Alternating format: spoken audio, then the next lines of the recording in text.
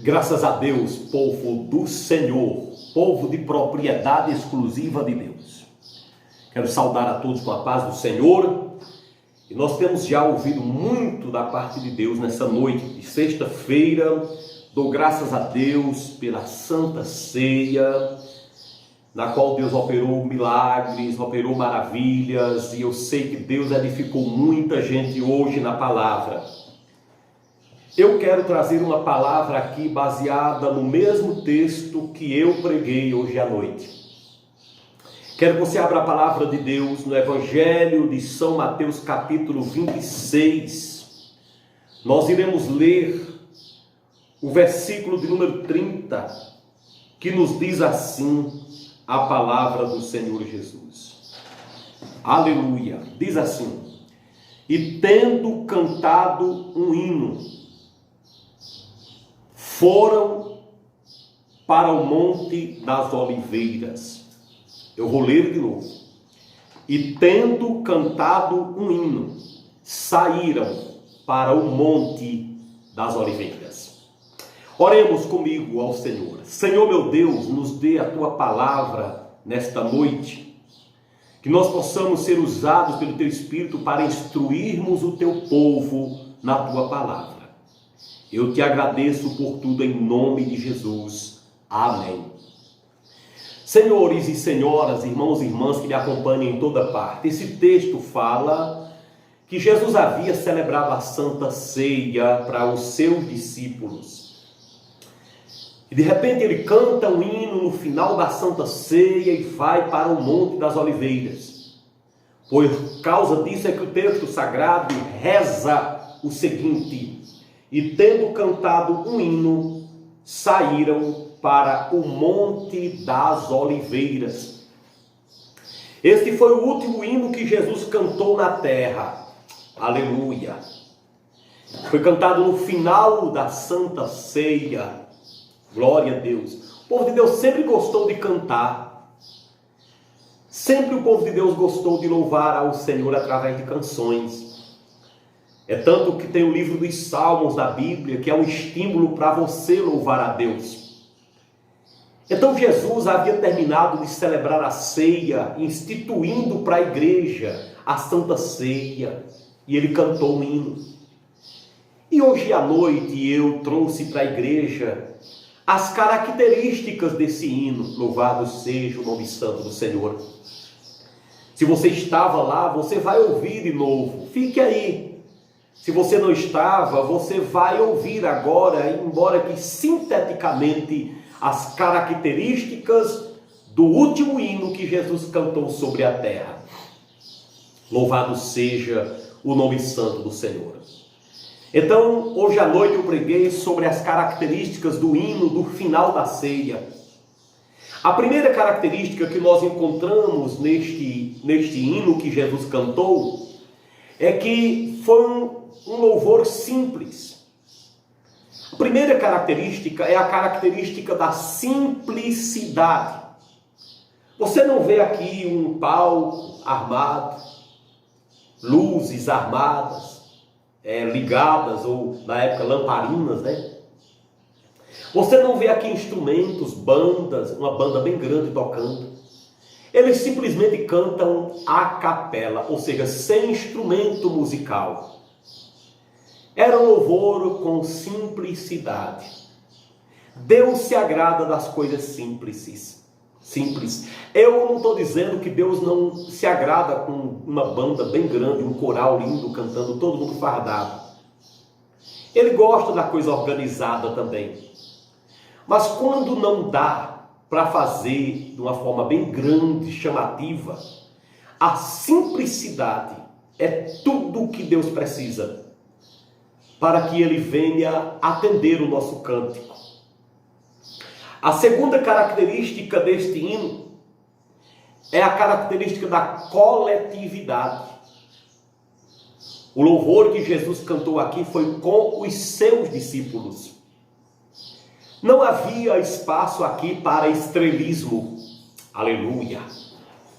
Não havia espaço aqui para um solo, para se exibir, para exibicionismo. Eles todos cantaram o mesmo hino. Eles todos participaram da mesma melodia.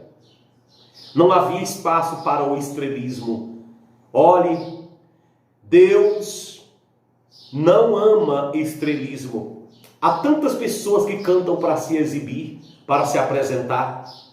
Mas a coletividade, quando todos cantam, significa dizer que todos são cantores na casa de Deus. A terceira característica desse hino foi a característica da irredutibilidade. Jesus sabia que daqui a pouco ele iria sofrer. Iria ser massacrado no Monte das Oliveiras. Em questões de horas, de minutos, quem sabe. Mas ele foi redutivo. Mesmo sabendo que ia sofrer. Mesmo sabendo que ia se angustiar. Ele foi redutivo. Ele louvou a Deus, mesmo sabendo que ia entrar em grande sofrimento, em grande angústia. Oh, irmãos, quem tem resistido e tem louvado a Deus, cantado hinos a Ele, mesmo diante da luta que temos enfrentado com essa pandemia que está aí. Oh, meus queridos, como Paulo e Silas louvaram a Deus, mesmo presos. Miriam dançou quando atravessou o Mar Vermelho. É até fácil cantar depois da vitória do Mar Vermelho. É até fácil. Tem deles que nem fazem isso. Mas difícil mesmo é louvar a Deus com os pés e as mãos amarrados no tronco, que nem Paulo e Silas. E como Jesus aqui, que foi irredutível em louvar a Deus, cantar louvores, mesmo sabendo que daqui a pouco iria ser preso, na noite da aflição. A quarta característica desse hino é a característica da responsabilidade. Na hora que Jesus canta esse hino, ele diz a Bíblia que ele sai e vai para o Monte das Oliveiras, onde ele seria entregue. Então Jesus louvou a Deus com responsabilidade. Ele podia ter fugido daquele momento ali. Ele sabia que teria que enfrentar a maior luta de sua vida, mas ele aceitou louvar a Deus. Para ele era uma responsabilidade. A Bíblia Sagrada diz: todo ser que respira, louve ao Senhor. Todo ser que respira, louve a Deus. Muitas pessoas têm se esquivado de louvar a Deus e nesses momentos, nesses dias que temos passado. Mas Jesus viu o louvar a Deus como uma responsabilidade sua. Em último lugar, a característica final deste hino foi a característica da espiritualidade. Não diz que ele cantou uma música profana, nem mesmo uma música romântica.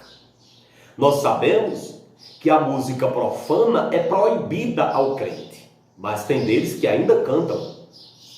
Nós sabemos que a música secular não é proibida ao crente. A música secular, a música romântica. A música romântica não é a música profana.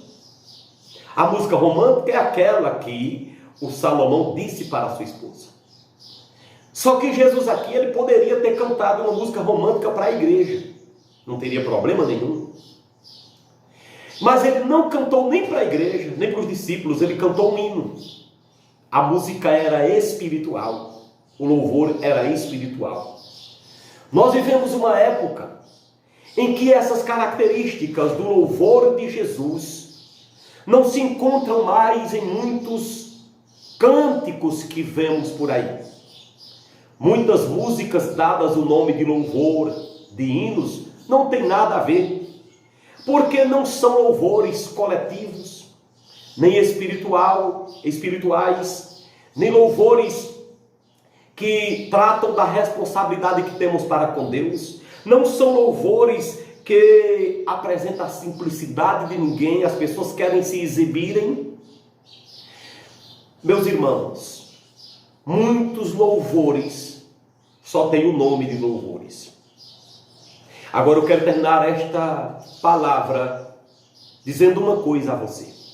Se Jesus louvou a Deus com hino, com uma canção, nós também temos que ter o costume de cantarmos ao Senhor, louvores que exaltam ao seu nome. Mas eu disse que ia falar uma coisa, eu quero falar a segunda coisa.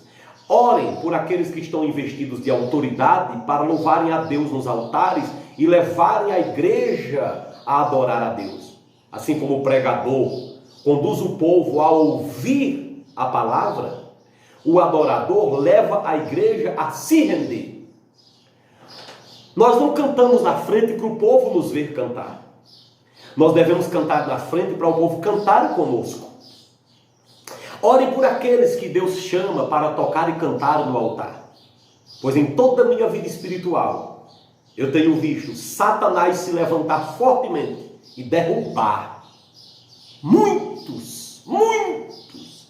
Eu vou me arriscar e vou dizer, a grande maioria dos que louvam nos altares, nas bandas da igreja, tem cedido às tentações de Satanás e tem caído. Por que tanta perseguição de Satanás com os louvores, com os levitas que cantam no altar? Satanás sabe que o louvor continuará no céu. Então quando você canta na terra, parece com o céu. Satanás não fica satisfeito com isso. Então ele tenta atrapalhar o louvor da casa de Deus. Mas todo ser que respira, louve ao Senhor, a Bíblia diz, com adufes e danças, e com instrumentos de corda, e com símbolos sonoros. Nós temos que ter na igreja um louvor aconchegante. Mas, preste atenção, só louva a Deus de fato aqueles que são discípulos. Ore por todos aqueles que cantam nos altares, sejam músicas solos ou coletivas, para que Deus venha tratar com eles e fazer deles louvores espirituais para a glória e a honra do Senhor Jesus. Eu quero chamar uma canção. Logo em seguida eu volto com a oração final para a glória de Deus. Oséias, aquele louvor do J. Neto diante do trono, aquele que lançou agora. Coloque aí, meu filho, em nome de Jesus.